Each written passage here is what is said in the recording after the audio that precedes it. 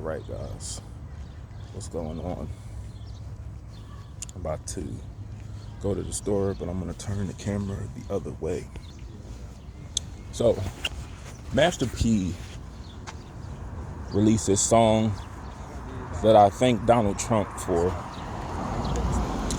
because it had not been for the president, I would have never known about this song. Now, they had like a complication of artists who drop Donald Trump's name in their music on YouTube. Like it was a video where it was a bunch of rappers that had mentioned his name before he became president. And Master P was on this video. Mac Miller obviously was on the video because he had a song called Donald Trump. 50 Cent too. It was practically most renowned rappers had name dropped Donald Trump. And I just like the song. I really like the beat. I'm not a Master P fan because up north we don't really listen to a lot of southern rap. But the outro went a little bit like this. He called like the inmate by his number. He said, "Go get in that cell, boy." Well, and Master P was like, crime do pay, but you don't always get away. So, crime does pay, but you don't always get away.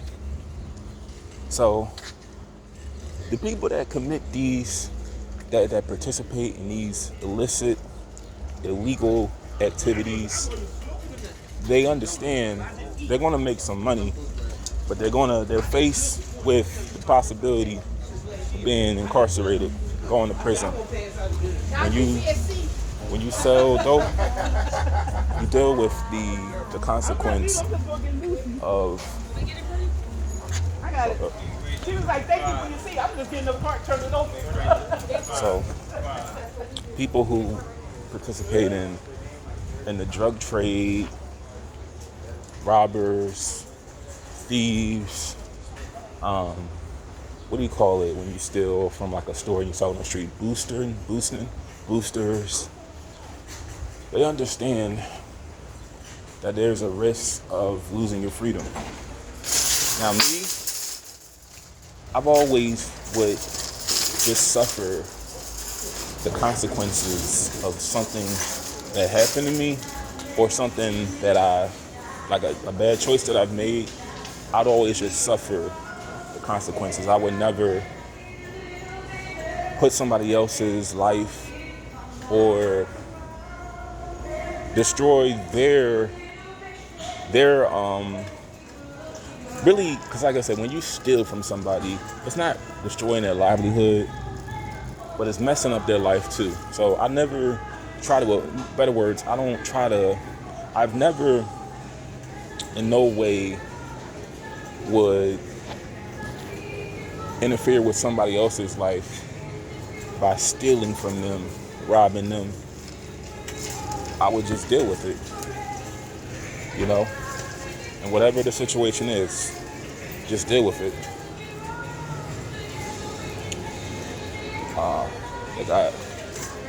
This is Bruce Springsteen. This is his song, Born to Run. Anyway, y'all can hear that. That's Bruce Springsteen. That's not Bruce Springsteen singing, but this is his song. But yeah, back to what I was saying.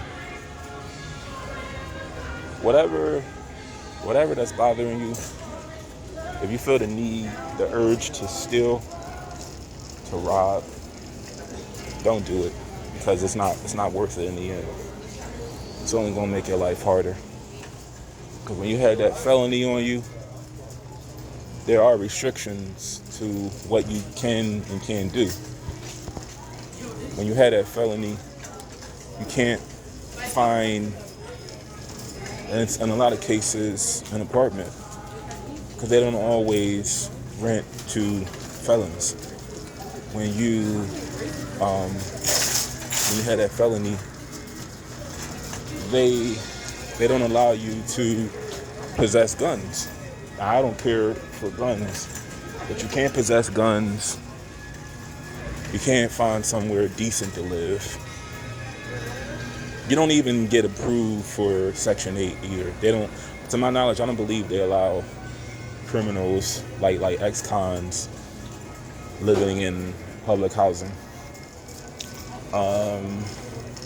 Decent job, a good job. That's another one. They discriminate against people with felonies. But I was just thinking about this is really rare. But it was a guy who, even though we differ with our physical traits, it's this guy who's currently in prison that is literally who I would be if I were to slip up.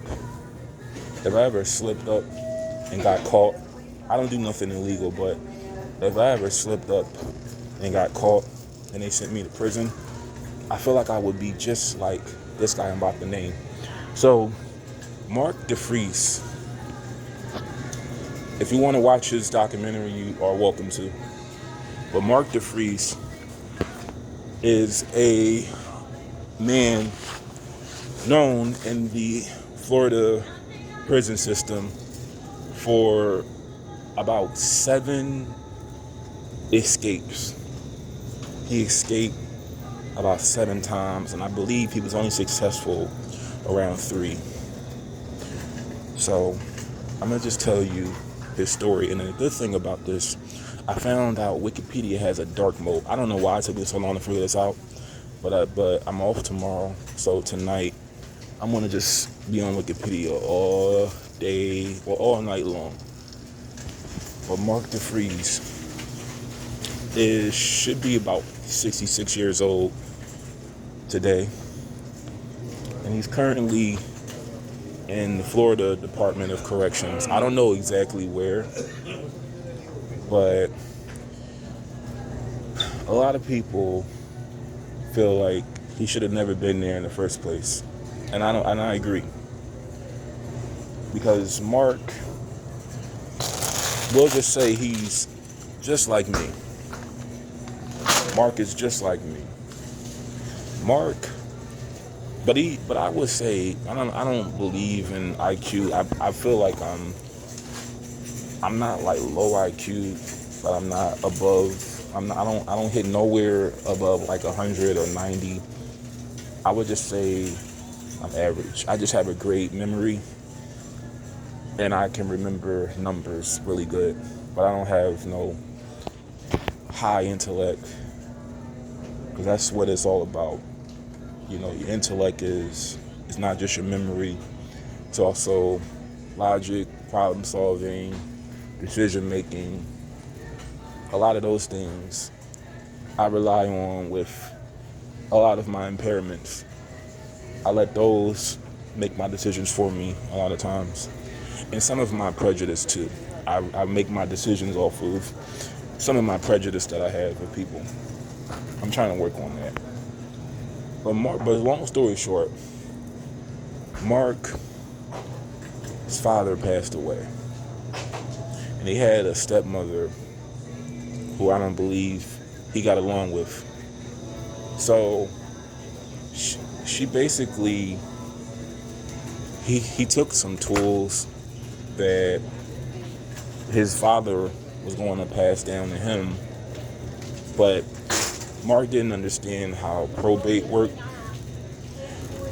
He took the tools before the will, because like I said, I believe the father was going to give the tools to Mark. I forgot how the father died, but the father died when Mark was like 20. And basically, the stepmother called the police, and Mark was charged with robbery or burglary for taking the tools. He took the tools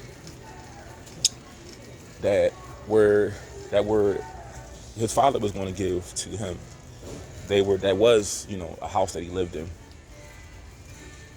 but he was arrested because Mark was really good with his hands. He was really good with tools, you know, like he was really great with tools. So good that he could remember like key slots for I'll put it like this. I'm not really good on hand tools, but he would memorize like the slots, like the little keyholes, like when you make a key, he can memorize them just looking at it once. So he got arrested for taking the tools, and they took him to prison. They took him to for first jail, then prison, and he could not function in jail or prison because he was just like me. He didn't get along with people. He didn't like being around people like me.